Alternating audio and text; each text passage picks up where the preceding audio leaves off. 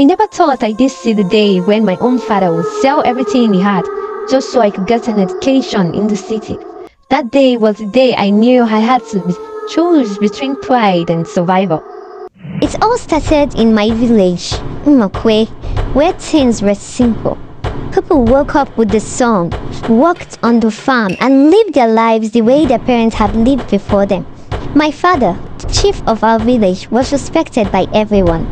I had dreams bigger than the fields that stretched for miles around our house. Dreams of life beyond the mud houses and busy market days. I wanted something different, and I knew education in the city was my way out.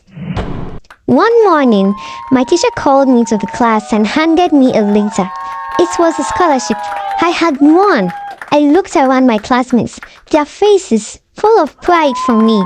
I smiled, but deep down, I wasn't sure how I was going to make it work.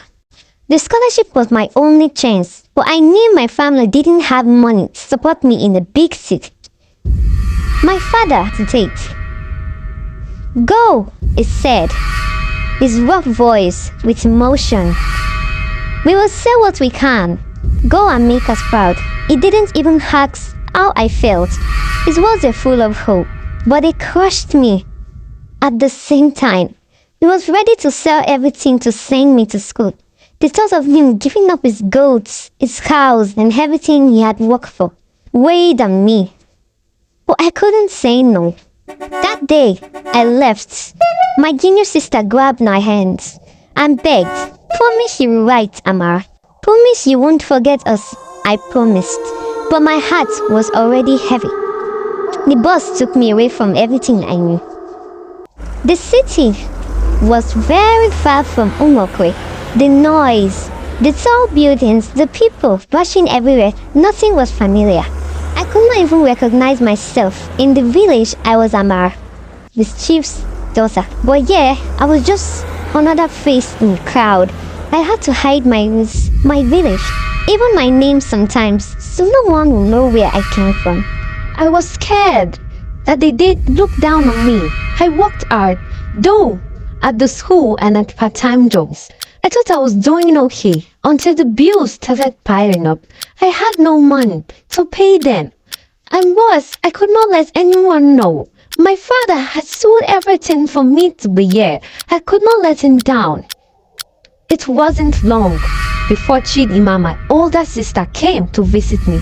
She stood at my door one evening, her face a storm of anger and hurt. "Sister, Papa sold everything for you to have a chance at this life," she said. "How could you lie to us? How could you not tell us the truth?" I couldn't hold it anymore. The tears came rushing, and I told her everything. How hard it was, how I was struggling, and how I was too proud to admit it. I didn't want you to think I was failing," I whispered, with tears in my eyes. Chidema was quiet for a moment. Then she said softly, "Sometimes it's okay to ask for help, Amara." After that, I could not stay in the city. I couldn't live with the shame of what I had put my family through. I left everything behind and returned home. My heart was full of regret. My father was waiting for me in the village square when I arrived. I knelt before him, ashamed and sad. "Papa, I was wrong. Please forgive me. I want to make things right." His old, tired hands reached down to lift me up. "You are my daughter, Amara," he said. "Let us rebuild again." And so we did. I brought the knowledge to my village. I brought new ideas to farming and worked with the villagers to make our land grow stronger. Slowly but surely, Umokwe started to thrive again. I learned that sometimes what we think is pride is really just fear. The fear of showing weakness or asking for help. Now, every year we have festival to celebrate our strength and unity. The drumming is loud, the laughter is even louder. And when I see my father's face, proud and peaceful, I know that no matter where life takes me, my roots at the soil of Umakwe. That is where my true strength lies.